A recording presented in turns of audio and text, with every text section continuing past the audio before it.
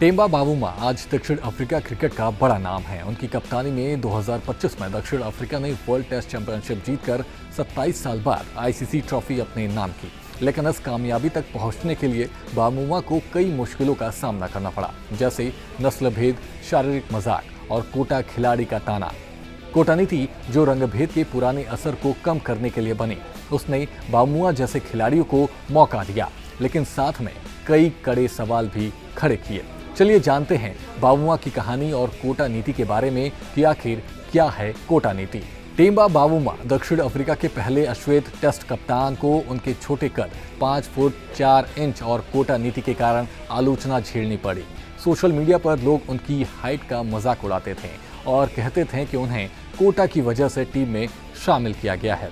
साल 2014 में test debut के बाद उनका शुरुआती प्रदर्शन औसत था, जिससे आलोचकों ने ये कहा कि उनका चयन योग्यता से नहीं बल्कि कोटा नीति से हुआ।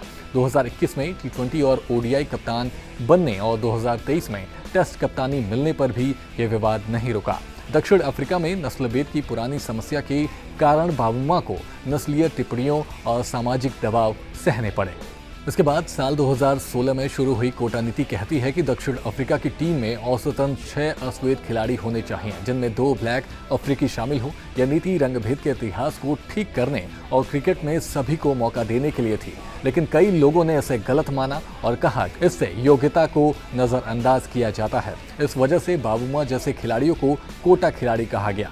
2024 टी20 वर्ल्ड कप से पहले एबी डिविलियर्स ने इस नीति को शर्मनाक बताया, क्योंकि यह प्रदर्शन से ज्यादा नस्लीय कोटे पर ध्यान देती है।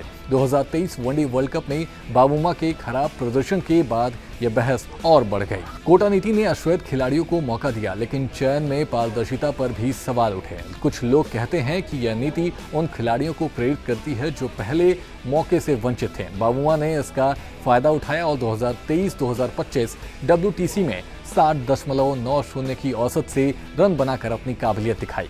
लेकिन आलोचकों का कहना है कि इस नीति से योग्य खिलाड़ी जैसे रीजा हेडिक्स को मौका नहीं मिला। कोटा नीति के तहत चुने गए खिलाड़ियों जैसे बावुमा को प्रदर्शन और सामाजिक दबाव दोनों से जूझना पड़ा। उन्हें बार बार अपनी काबिलियत साबित करनी पड़ी, क्योंकि हर नाकामी को कोटा से जोड़ा जाता। बावुमा ने एक इंटरव्यू में बताया कि कुछ कोचों ने उनके कद और रंग की वजह से उनकी काबिलियत पर शक किया। यह मानसिक दबाव उनके शुरुआती करियर में साफ दिखा, जब खराब प्रदर्शन के बावजूद उन्हें कप्तानी मिली।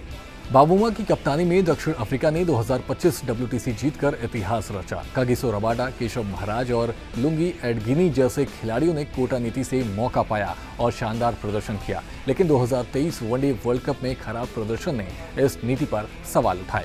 कोटा नीति को कुछ लोग रंगभेद के पुराने गलतियों को ठीक करने का तरीका मानते हैं, तो कुछ इसे राजनीतिक दखल कहते हैं। यह नीति दक्षिण अफ्रीका के समाज को दर्शाती है, जहां नस्लीय बराबरी अभी भी चुनौती है। बावुमा मानते हैं कि यह नीति मौके देती है, लेकिन आलोचक इसे योग्यता के खिलाफ मानते हैं। बावुमा ने 63 टेस्ट में 60.90 की औसत से रन बनाए, जो उनके आलोचकों का जवाब है। रबाडा ने 115 रन देकर 3 विकेट लिए और महाराज ने 137 रन देकर 3 विकेट लिए। कोटा नीति के खिलाड़ियों ने 12 टेस्ट में 8 जीत दिलाई। कोटा नीति को अस्थायी माना गया, लेकिन इसने बावुमा जैसे खिलाड़ियों को मौका दिया, जिन्होंने बड़ा बदलाव लाया। यह नीति भविष्य में क्रिकेट को और समावेशी बना सकती है। कागिसो रबाडा और केशव महाराज को कोटा नीति से मौका मिला, लेकिन उनकी सफलता उनकी मेहनत से आई। हाशिम अमला और वॉर्नेन फिलेंडर ने कोटा नीति से पहले ही अपनी जगह बनाई थी, इसलिए उनकी कामयाबी नीति से अलग थी। टेम्बा बावुमा ने कोटा नीति से मिले मौके को अपनी मेहनत और नेतृत्व से इतिहास में बदला। कोटा नीति ने क्रिकेट को सभी के लिए खोला, लेकिन इसके अमल पर बहस बाकी है। तो बावुमा की कहानी बताती है कि मेहनत और मौका मिले तो असंभव भी मुमकिन हो सकता है। फिलहाल आपका इस पूरी खबर पर क्या कुछ कहना है, हमें कमेंट कर जरूर बताएं और देखते रहें सूर्या समाचार।